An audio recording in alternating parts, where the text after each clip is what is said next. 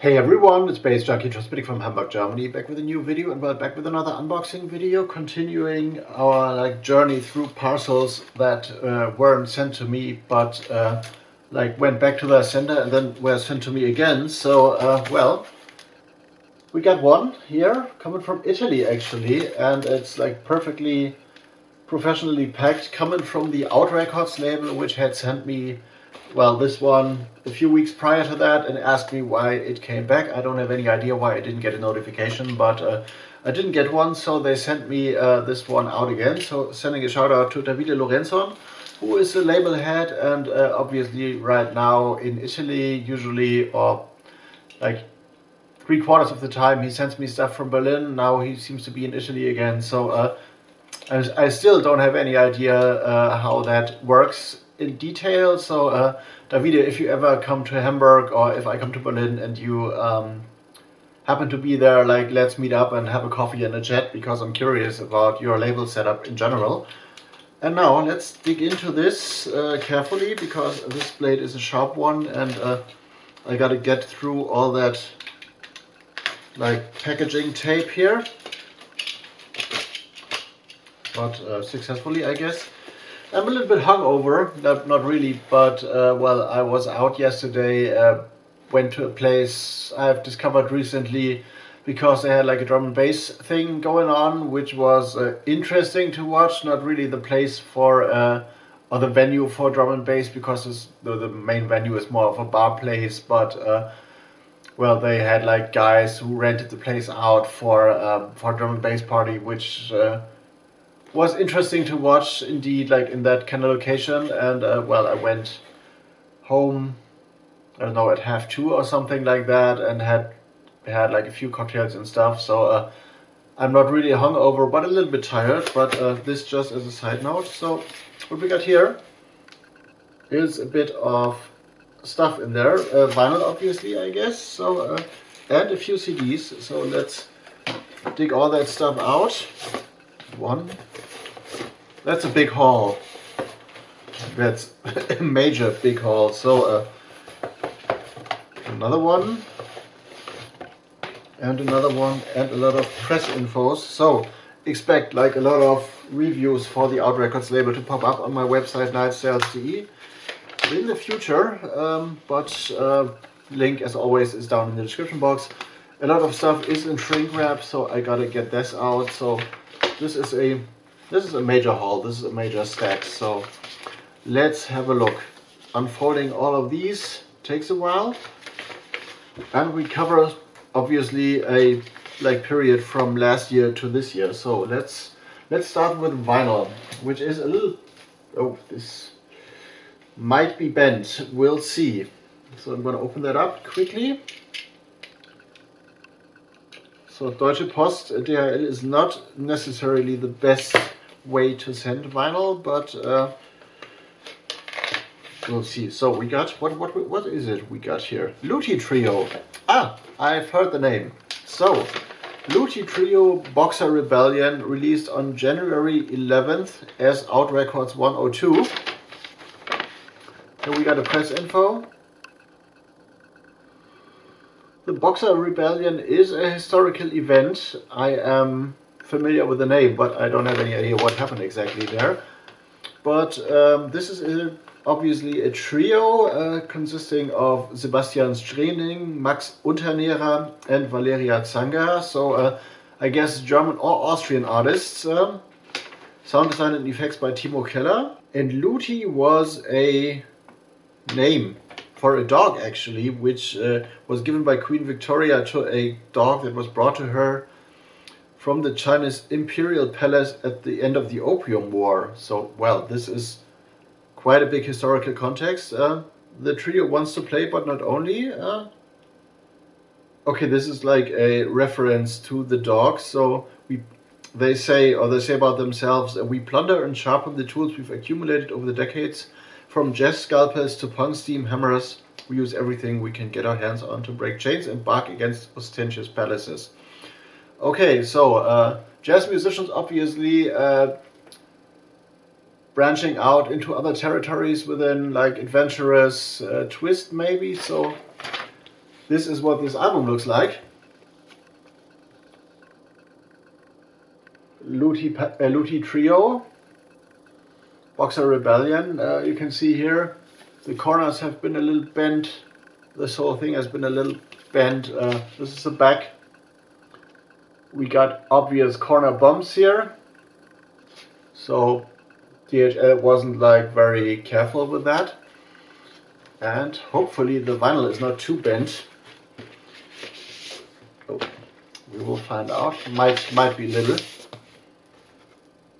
No, it's warped. It's definitely more than a little warped, but obviously I guess playable. I hope you can see that. It looks like this. This is the A side. This is the B side. Maybe I don't know. Can you see that properly? So DHL wasn't good to this one. It's an album with like 1, 2, 3, 4 and 5 tracks, 9-track album. It's even got a few scratches on here. So I don't know what happened throughout transport, but well, I think it is playable. I will put a little weight on this when played, so we'll see how this goes. The next one, well, the next ones are CDs, so let's remove all that protective foil first. Yeah, this is a lot of protective foil to remove, but seemingly the label was or like is busy these days, which is nice to see. So it's like I'm always happy for each and every label that gets its thing going and is releasing a lot of stuff, because I don't know, it's the same with DJs and with if anyone thrives, the whole scene is about to thrive, even though I gotta say, like from experiences in the record store, oh, this one is like really fucked up. From experiences in the record store yesterday, I gotta say that I think the electronic music movement would be better off if it shrinks a little or a lot, because, well, there was a guy in the record store who brought like 2 girls with him, and they were all coming out of the club, obviously, and they weren't sober, and the girls were like loud and annoying, and I basically like was annoyed enough to tell them to please leave the place, at least the girls, because the record store is small and I don't want to be like annoyed by like drugged out girls. So they didn't take to that well, but it was like, well, next time, guy, you leave your girls alone or at home and don't bring them. So we got one that is hopefully well, because look at this madness. So this is basically destroyed, and this is Massimo da Matta. This is this one, I guess. Massimo da Matta's Suo no Madre. Domicide, a quartet, 43 minutes and 46 seconds long. Scheduled for April 10th of this year. This is the latest venture by Massimo da Matta's Suo no Madre, so this is a group and not the first time the group has formed, I guess. Marks a pivotal evolution in their discography, distinct from their earlier works by its deliberate shift towards a purely acoustic setup and its studio production, a first for the ensemble. So probably the earlier releases have been live recordings, and they have been moving away from electronic experimentation. So this is quite a step if you have come from a, I guess, jazzy background and set up a project that is, which is more or less electronically influenced or infused. To go back to acoustic is quite a big step and might have had reasons, I guess. Themes of disruptions and transformation, possibly reflecting on the impacts of external changes on personal and communal spaces, and it's laden with implications suggesting a critique of deconstruction of homes, whether through physical, social or economic means. Okay, this is like quite a conceptual album, and we got a lot of, well, deconstruction going on the cover as well. Looks like this. The back looks like this, and I'm pretty curious, I will check that first, if the CD survived. It did, but barely, because as you can see here, even the plastic thing that holds the CD is cracked, and it is cracked on entirely. So I haven't seen this ever in like an album. So this is what the thing looks from the inside. Totally messed up and destroyed, but the CD still fits in there, kind of, and looks like this. So DHL, fuck you for like destroying all that music, or nearly destroying all that music. The next one looks better actually. This is Califano Tino Marsano, What's New? AUT Records 106, total time 30 minutes, to be released, or has been released on March 13th. A trio actually. Here's the press info. Consisting of, once again, the last names of the musicians involved, Federico Califano, Francesco Tino and Alessandro Marsano. This emerges as a refreshing exploration of this dynamic in jazz actually. Alto sax, bass and drums, so a more or less standard trio setup. The title serves both as an inquiry and a statement, posing a question to the listener while simultaneously answering it through the trio's innovative interpretations. So I expect this to be a jazz album, like a more or less standard jazz album in terms of, well, setup and execution, maybe a little bit of improv in there. We'll see. The entire thing looks like this. Interestingly, the playtime on the CD states something about 34 minutes, so we'll see how this goes. 6-track album.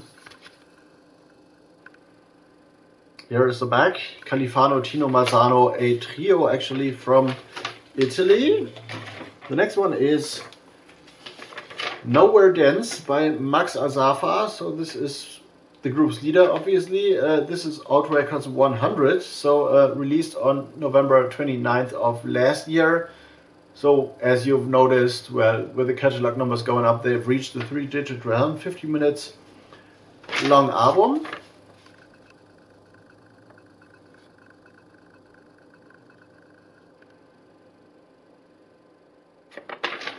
A 5-piece ensemble, which probably is involved by David Foster Wallace, which is an American writer.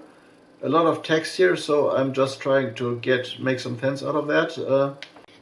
In mathematics, a nowhere dance set is, simply put, a topological concept in which no matter how much you zoom into a given structure, an infinite number of gaps reveal infinite porosity. This sounds like some kind of stone. I'm not too sure. I don't remember the name, but this is like, there is a very porous stone, which is basically kind of calcium stuff, which is like very prevalent in Greece, which is hollowed out. Like the whole ground is hollowed out a lot by rainwater and acidic rainwater, and is very likely to form like sinkholes because there are large cavities underground. So could this be a very minimalistic album in terms of like having like gaps between the sounds and porousness, kind of? I don't know, we will see in the review. The setup is tenor saxophone, turntables and voltage controlled sampler, piano, synthesizer, electronics, double bass and drums. So a little bit more adventurous as a group setting. Once again, here is the press info. And we got an interesting, probably like micro photographed cover, because this looks like particles, like of grains of sand or something like that, in very microscopic resolution. Here we go. This is the whole thing from the inside. 8 tracks on here. 50 minutes playtime, kind of. And names, Flo Fischer is a name that is kind of familiar to me, but I don't know why or where from, so I might be mistaken. The next one is this, Words. AUT Records 105. Matteo Paggi is the main group's leader, I guess. 6-track album released on February 15th. Once again, here is a press sheet. This is a 6-piece ensemble with trombone, flute, violin, double bass, drums, and violin and effects. A project of inspired improvisation which aims to destroy the barriers of all musical genres and let every musician express himself in the purest and most intimate way possible. So improv, free improv is what we got here. The band's music is based on the homonymous method of composition and improvisation created and developed by Matteo Paggi. So I'm not familiar with this method, but seems to be a conceptual thing. But we got a beautiful cover here. Probably also some kind of macro photography.